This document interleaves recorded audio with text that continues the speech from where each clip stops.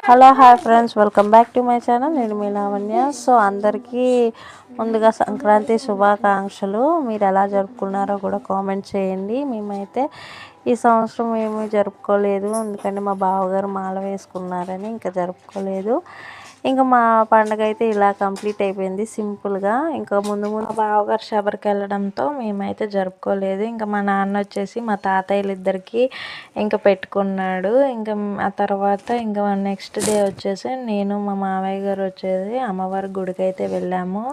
ఇక్కడ అమ్మవారి దర్శనం అయితే పండగ కదా, పెద్దగా రష్ ఏమి ఉండదు అనుకున్నాము, ఎందుకంటే అందరు ఇళ్ళల్లో పండగ చేసుకుంటారని. కానీ ఇక్కడికి వచ్చి చూస్తే చాలామంది బాగున్నారండి జనాలు. ఇంకా దర్శనం అయిపోయిన తర్వాత ఇంకా బయటకు వచ్చి చూస్తే ఇంకా ఇక్కడ వచ్చేసి బొమ్మల కొలువు ఇవన్నీ పెట్టారు అమ్మవారి గుడిలో.